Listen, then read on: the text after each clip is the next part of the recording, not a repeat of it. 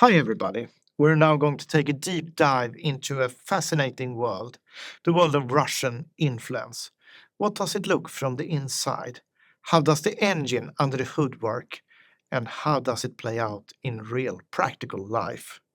And we'll do this through a unique report beyond Operation Doppelganger, a capability assessment of the Social Design Agency, and it is based on over 3,000 leaked Russian documents. And to guide us through all this is James Parment. You are one of the authors, and you're also the head of the Psychological Defense Research Institute at Lund University. And you have co-authored this report together with Darian Sutsumia. And let us start to clarify the basics. What is Operation Doppelganger? And exactly what is Social Design Agency? Thanks, Patrick. So, Doppelganger is probably the biggest Russian influence operation since the 2016 presidential election interference. And it's been extremely well researched since 2022. There have been around 70 technical reports about different parts of the operation. There's been over 350 news stories around the world about this operation. And the thing that seems to have captured everybody's imagination is that it's about faked, what we call mirror websites. So they essentially fake the websites of news organizations and put Russian stories there. And you would never know that you're actually on a fake site because everything that you click on will take you to the real site. So it's seamless. So this has been quite a fascinating new operation. It's really captured people's imaginations around the world. And hence the name Doppelganger. Hence the name Doppelganger. And the organization behind it is called Social Design Agency. And what makes this a bit unusual and perhaps outside of what we would normally expect is that this is a PR advertising company based in Moscow. So not an intelligence agency, not part of the Russian state media apparatus. And this report is built on leaked documents, over 3,000 of them. What do we know about these documents? So last year, the FBI published a big report that used these documents to have some of the sites removed for IP infringement. And we know from that analysis that the documents originated from a European intelligence agency. We also know it was leaked then to some journalists in Europe. And beyond that, there's no public information about where the documents come from. But they are definitely real documents. I'm 100% certain that the documents are genuine. What do these documents reveal? So the documents show the working life of this agency. They show emails between members of staff. It shows minutes from meetings with the Kremlin. There are planning documents, there are evaluation documents, there's implementation spreadsheets that show the operators of the bots, how many bots they were using at a certain time. It's a really rich and thorough material that gives you a real sense of about 2.5 years of this advertising agency's operations. So basically, you had an opportunity to look into how did it operate for 2.5 years. It's really a gold mine, and there was so much information in there. It was completely overwhelming at first. It took us around 7 months, 2 people, 7 months full time, to dig into these documents, reorganize them, and try to understand what is happening. And one of the reasons it took so long is our point of departure was this is about doppelganger. But what we found out quite quickly was that doppelganger is not at all what the community thought. And what is it then? Well, from the very beginning, we thought it was about mirror sites, and we thought that the documents would reveal how they work with mirror sites, and that's really a tiny part of what we found. In fact, the operation is much broader. They call it themselves a comprehensive counter campaign, and they have a series of these against Ukraine, against European countries, against other international targets. And I think comprehensive is a really good word for these campaigns because they're not just one thing. They aren't just mirror sites. It's really a kind of holistic attempt to influence the decision making in their target countries. It's vindictive, it's clever, it's fast and adaptive, and it uses many more tools beyond just mirror sites. And you mentioned counter campaign. In what sense? So the opportunity for Social Design Agency really came about in the early months of the Ukraine invasion. So Europe had countermeasures that essentially banned Russian state media. So RT, Sputnik, and so on have found it very difficult to publicize their propaganda in Europe. So the Kremlin started collaborating with some non-governmental organizations and some private companies to build up a new infrastructure that's much more agile, much more internet-based, and that is really using some of the advanced technologies such as AI to deliver campaigns that can circumvent sanctions. So they called it a comprehensive counter campaign because it really is a response to our countermeasures. And reacting on what's going on in the Western world and assembly forces to deal with it. So their goal for all of their operations is really Ukraine. So the majority of their operations takes place within Ukraine, but then they also target European countries and other NATO countries and other neutral countries as well, where they think that they can influence perceptions of Ukraine to Russia's advantage. So everything is centered on this Ukraine issue, but it plays out very differently depending on where, because Ukraine isn't always the focused issue. They don't always raise questions about Ukraine. They just want to paralyze decision making and create problems within societies just to make societies work less well. Can you give some examples on how this plays out in different countries? So in Germany, a lot of the focus has been on AfD and the rise of what they call non-systemic parties, so parties that sit outside of the normal consensus. They don't really believe anything ideologically, they don't really care which parties have power, but they want to destabilize the political system, have a weak government, and therefore undermine potential support packages to Ukraine. So it's that type of thinking. In Ukraine, it works that way. In the US, quite similarly, it's been about supporting the Republican candidate and then eventually Trump once he was chosen, again to undermine the decision making in the hope that it will affect long-term support to Ukraine.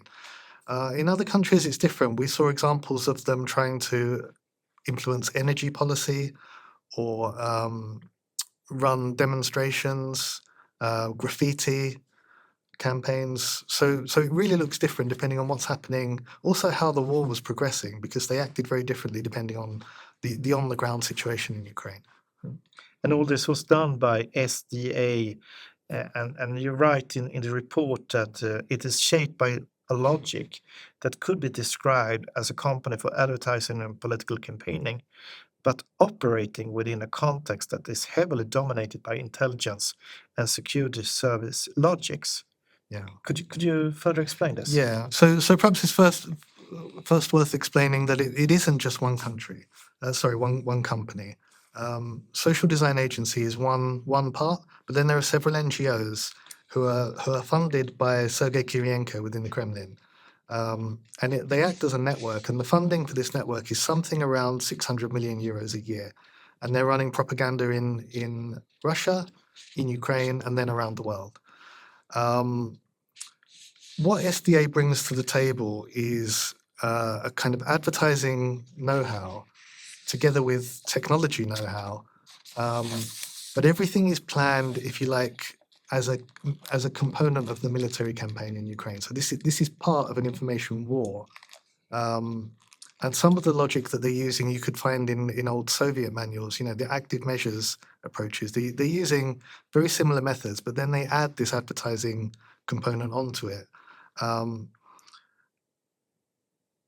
And that really comes across when you look into kind of the details of how they deliver their content, because you see this combination of techniques that's really unprecedented.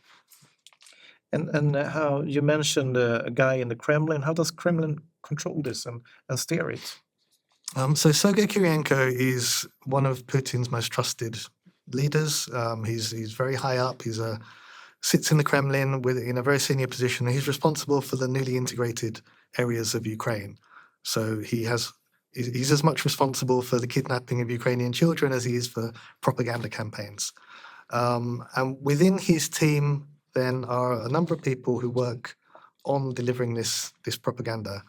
And they have regular meetings, usually dictated by what's happening on the ground in Ukraine, where they determine the strategy for the information work. And so one of their campaigns, the comprehensive counter-campaign against Ukraine, is heavily focused on what's happening in Ukraine. They divide it up into 20 regions and deliver sometimes hyper-local news that tries to undermine the population's understanding of what's happening. They're desperate to get rid of Zelensky. That's one of their stated policies. They want to create divides between elites, so they often try to find examples of tensions and then add fuel to the fire. And they want to confuse the public and continue their war of brutalization also in the informational and cognitive domains. And all of this is steered at regular meetings where people from the Kremlin, senior civil servants, essentially say, we want you to do this. And then it happens. And then it happens sometimes within a couple of days. They're very fast at implementing. When we in the West have talked about doppelganger and the work of this line of direction, how have our reactions been received on the Russian sides when we have been talking about that? So they monitor us really closely. They track everything that's said about their work. They try to find examples of where their fake articles or their fake stories or images end up being part of mainstream news. They track when politicians mention their lines. And they love it if we repeat something of theirs. If they see some kind of impact, they're delighted. And one of the slightly ironic findings that we had is that when Doppelganger was exposed, and it was exposed more or less between September 2022 through to the middle of 2023 by different organizations in different ways.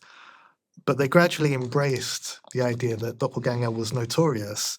They started to use the word doppelganger within their own teams, ironically, and they actually got an opportunity, as far as we can see from their meetings, to apply for more money to run more campaigns on the basis that Doppelganger had been so successful, in their view. The irony, of course, is Doppelganger was discovered almost immediately and had very little impact beyond the media exposure and all of the other exposure that followed. And in the report, you talk about some painful lessons and major failures of the West in trying to deal with this campaign.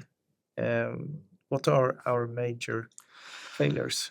I think the problem has really been one of shared situational awareness. You have lots of different governments, lots of different think tanks, NGOs, companies, who are all discovering parts of this network and parts of their activities, and each publishing their own reports. So as I mentioned at the beginning, there's around 70 technical reports into Doppelganger, 350 news articles, lots of sanctions all delivered at different times, lots of denouncements from different governments and groups of governments. But it hasn't really had the effect that we wanted, because when they sit in the Kremlin thinking about the impact of their propaganda, they are basically high-fiving each other, saying, look at the effect that we've had. They're talking about us. They're giving space to our narratives. They're repeating our narratives. Every time a fact-checking organization corrects something that is connected to Doppelganger, they say, look, we've managed to find a foothold in the information environments of these countries. We have influence, and we're the only Russian campaign at the moment that can get that kind of influence. So please, can we have more money? So if we don't want them to make a high five over this conversation, what would our conclusion be about this?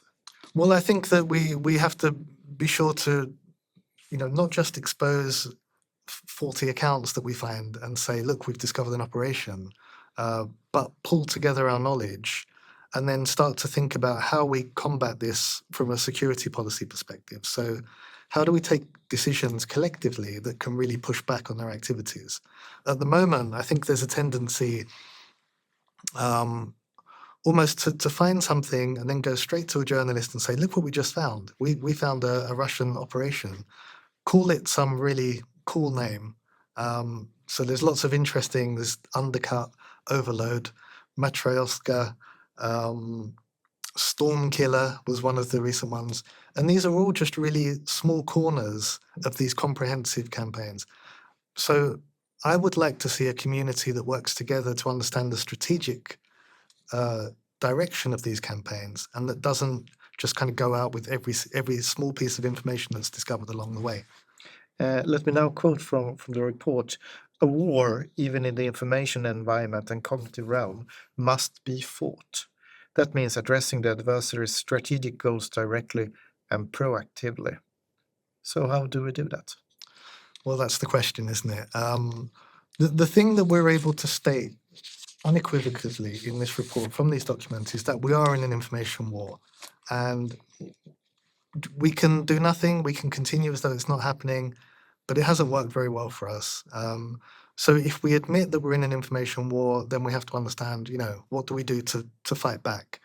So in the report, we give some suggestions, trying to move beyond the tools that already exist now and start to think about, well, firstly, how do we slow them down? And secondly, how do we really push back and stop them? In terms of slowing them down, some of it is really straightforward. Because we know how they work and how they think, we could actually intervene in some of those processes. So, for example, they have objectives. Let's say one objective is to remove Zelensky. They're desperate to remove him. So every week they're looking at what's happening. Okay, this week he's traveling to this country. Next week he's traveling and he's visiting a parliament here. And they find tensions that they could exploit and start to create fakes and stories and all kinds of disinformation that can help undermine whatever it is he's trying to do. There's nothing to stop us from also looking at what's happening in the coming week from their perspective and to think about how we proactively create messages that say, you know what, Zelensky's about to visit this country. Bear in mind, there's likely to be disinformation that says X, Y, Z. Be better on pre-bunking? Pre-bunking, essentially. So that's one example. We actually have 5 steps that we would like to see, but I would say this is the most important one. And can you talk about the other 4? So the second step involves thinking about our critical infrastructure in the communication environment. So one of the things that they're very good at exploiting is things like influencers or sites, blogs, hubs that have an influential role. You think of something like Wikipedia, for example, where it's extremely influential. So what can we do to protect it? What can we do to protect influencers? How can we train and educate influencers that if someone approaches you in this way, offering you money to write certain things, that maybe you should say no? So those kind of things is something that we could also do proactively. We have lists of the influencers that they target. So potentially we could even work proactively with some of those people. Some of them, obviously, we're not going to change their minds, but in other cases, it might be possible to do that. To win those who are hanging on the fence. Yeah, or at least, we also know that in some cases, people don't know who they're dealing with. So they are sometimes hiding their identities when they approach influencers. Another thing is thinking about integrated tools. So taking, for example, cyber capabilities or things that are really just beyond communicative responses. So we don't have to just meet the communications with narratives or fact checking. But for example, there's an example from 2018 from the Internet Research Agency where the US basically took out their internet so that they couldn't run operations during the midterms. Not saying that Sweden should do that, for example, but it is the type of measure that we could start thinking about using. And there are vulnerabilities in their methods that we could potentially use. So that's a few examples of the things that could slow them down. If we really want to stop them, it's another set of measures that are a bit more harsh and really we just want to create a debate around the possibility and see what people consider to be ethical, acceptable, proportionate in this situation. But first, you must realize that you are in an information war.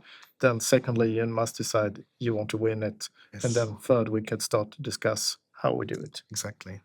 What I'm thinking about here is how do we change our game so we avoid reflexive control? That's a term that Russia could manipulate us into acting against our own interest. How do we avoid this Yeah. in all this matter? Because we don't want to go into a trap here. No.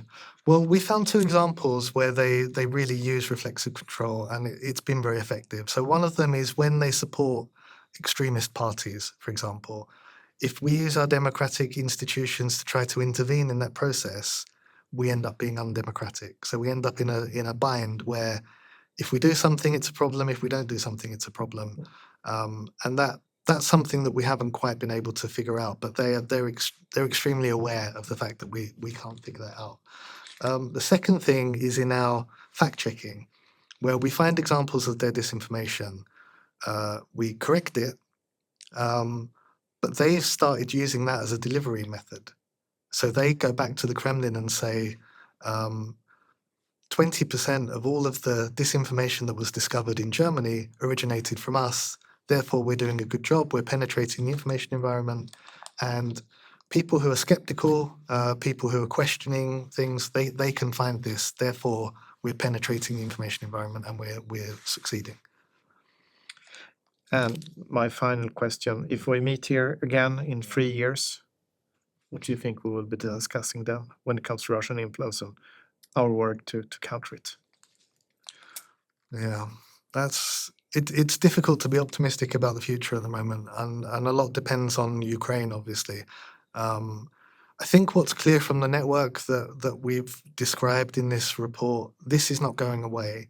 They're building a new internet in Russia for the long term, and it's really about subjugating their own people. Then they're exporting that to Ukraine and to anywhere else where they can get their messages to stick. And it's really about creating an alternative reality. They want to fill our information environment with their alternative reality. And they actually call it in one document a cradle to the grave propaganda proposition. It's from the moment you're born and start going into nursery to hospitals where you may end up on your deathbed, where it's just filled with the same propaganda. So this isn't going away in 3 years. Unless we do something about it, it will continue. They'll continue to find new methods. They'll keep trying to circumvent whatever it is that we do. So I think that we have to push them harder. We have to make it more expensive for them, more difficult for them. Otherwise, and I'll give you a number here. In Ukraine in 2023, there were 10 billion pieces of content spread by social design agency. 10 billion. 10 billion. Just in one country. Now, it is one of their focus countries, but it's a tremendous amount for 35 to 40 million people in the population. So if you think about how the technology enables them to keep improving, keep developing their processes, the whole world's information environment is under threat from this. Polluted. Polluted, yeah. Thank you for watching, and remember, as we say in Sweden, any announcements that resistance will cease are false.